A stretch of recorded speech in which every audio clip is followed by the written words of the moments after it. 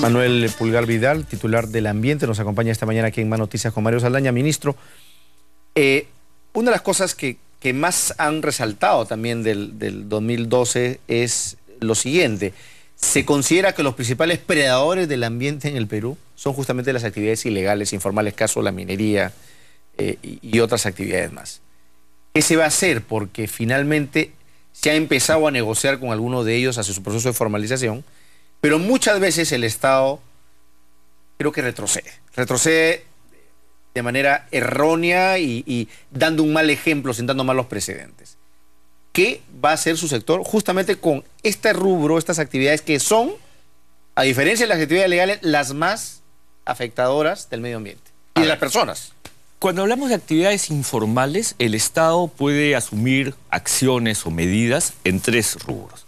Primero, una parte represiva. En realidad, el Estado debe justamente reprimir a aquellos que ingresan a una actividad ilegal o ilícita, más aún si esta puede generar niveles de afectación a la salud o puede generar problemas como, por ejemplo, trata de personas u otros, como puede generar la minería ilegal. A su vez, hay que reconocer que en la medida que es un problema de gran magnitud, que responde a un problema social, hay que ver, y el Estado tiene que ser un promotor de los procesos de formalización en aquellas áreas en donde sea posible formalizarse. Eso es lo segundo. Y lo tercero, que es probablemente lo más complejo, es tienes que generar incentivos para darle alternativas a la gente para dedicarse a otra actividad. Cuando tú tienes, por ponerte un ejemplo, el precio del oro a los valores actuales, es muy difícil encontrar esos incentivos con otra actividad económica que la reemplace. Entonces, justamente uno tiene que trabajar activamente en la valoración de otros recursos que llevan a que la gente opte por cambiar y diga, dejo esta minería ilegal y paso a esta actividad económica que puede ser el ecoturismo, el manejo sostenible del bosque, de los frutos, etc. Nosotros estamos trabajando en las tres. Y tú has hecho referencia a algo que efectivamente uno escucha continuamente como crítica y que obviamente está referido a la minería ilegal, que se retrocede. Y aquí vale la pena primero hacer una autocrítica. No se ha hecho lo suficiente, nos falta todavía mucho y en eso lo reconocemos plenamente. Pero segundo, creo que nunca como hoy el actual gobierno está trabajando en una formalización real y una formalización que genere resultados. ¿Qué es lo que te quiero decir? En el Perú, Mario, tenemos una ley de formalización de la minería ilegal del 2001. Esa fue la primera que intentó formalizar. Pues esa ley fue un absoluto fracaso, porque justamente lo que ocurrió es que creció más la actividad de la minería ilegal que la gente que se formalizó. Es decir, no se establecieron los incentivos correctos. El mecanismo actual, en cambio, es un mecanismo distinto, donde se ha obligado a presentar declaraciones de compromiso, donde el Ministerio del Ambiente ha aprobado un instrumento de gestión ambiental correctivo que ya se empezó a presentar, y vamos a trabajar solamente con aquellos que quedaron en el aro y vamos a reprimir a aquellos que no mostraron voluntad porque no tienen declaración de compromiso o no tienen instrumento de gestión ambiental correctivo. Tenemos que reprimirlos y tenemos que hacer interdicción y con el Ministerio del Interior estamos trabajando en ello. Pero el Ministerio del Ambiente va a trabajar en dos cosas fundamentales este año. Una, sincerar lo que ocurre con las plantas de procesamiento. Hay un conjunto de plantas de procesamiento en Chala, en Nazca, en Ayacucho, que siguen siendo reguladas como pequeños mineros, que supuestamente lo sería si procesasen solamente 350 toneladas métricas día, pero todas están sobre los 700. Así es. Esas tienen que dejar de ser reguladas como pequeñas y tienen que pasar al régimen formal y al régimen regular y cumplir con todas las formalidades del régimen formal. En consecuencia, eso lo vamos a hacer pronto.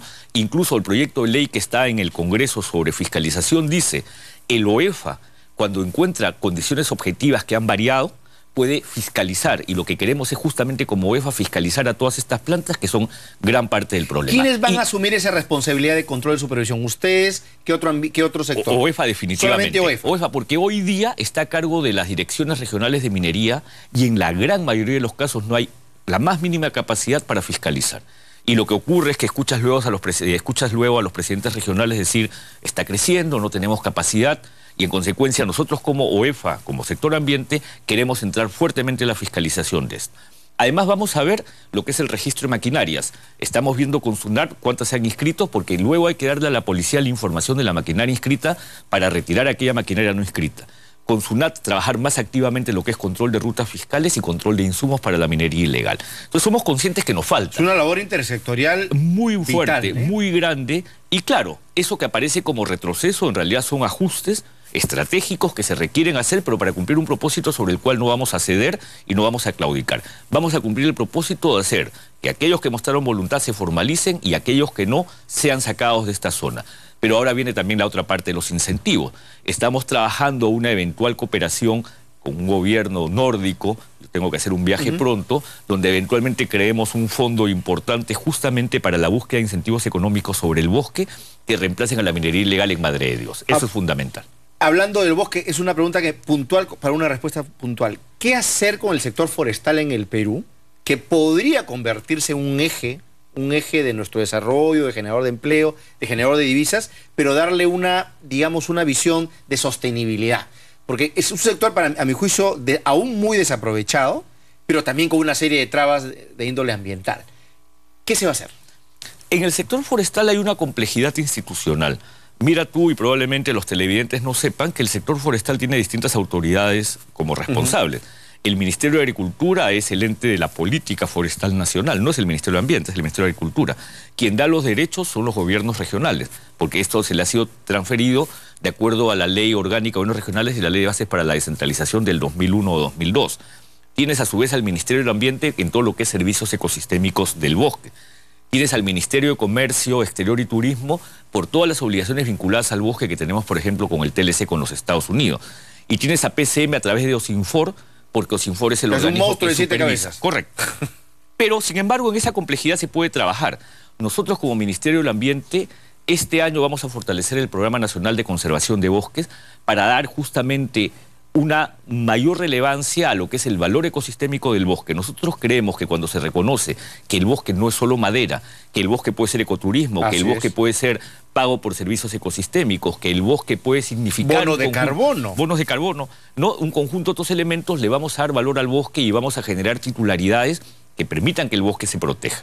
Ahora hay que tener en cuenta que felizmente, Mario, los niveles de deforestación han bajado. Cuando nosotros estamos haciendo inventarios forestales y estamos haciendo atlas o mapas de bosque, no bosque, situación del bosque, tenemos un proyecto con un instituto que es el Carnegie Institute de una universidad de los Estados Unidos, que está mirando cuál es la calidad, la salud del bosque, qué es lo que representa la deforestación, qué está representando el cambio climático respecto a la estabilidad del ecosistema, entre muchas otras acciones. Al Ministerio del Ambiente nos toca fortalecer eso. Al Ministerio de Agricultura le toca, y ya lo está haciendo, culminar el reglamento de la ley forestal que se aprobó en julio del 2011. O sea, con el gobierno anterior a finales se aprobó la ley forestal.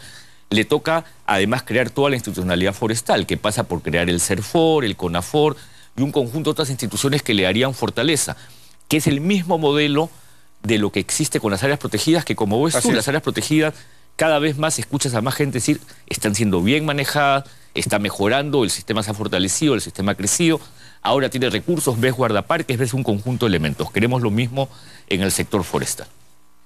Finalmente, estamos en verano y siempre el riesgo del fenómeno del Niño aparece con daños sociales, sobre todo económicos, a nuestra agricultura y otros sectores.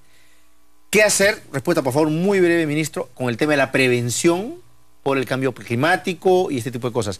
Hasta ahora no se nota una política concertada en materia de cambio climático y menos en prevención de desastres. Yo creo que hay tres elementos ahí, voy a ser muy breve. Bueno, lo primero es constante monitoreo meteorológico, que lo hace este programa llamado ENFEN, donde hay mucha dificultad. Hoy día la meteorología se encuentra con muchas dificultades de determinar porque se presentan condiciones que son muy variables a lo largo del tiempo. Segundo, identificación de zonas vulnerables. Pero ahí necesitamos que los gobiernos regionales trabajen más activamente. El MINAM tiene un mapa de zonas vulnerables a fenómeno del Niño. El deslizamiento que hubo el año pasado en Tarapoto era de gente que se ubicó en una zona vulnerable porque no se controla. Y ahí los gobiernos regionales y locales tienen una responsabilidad fundamental. Tercero, acciones preventivas como los tambos.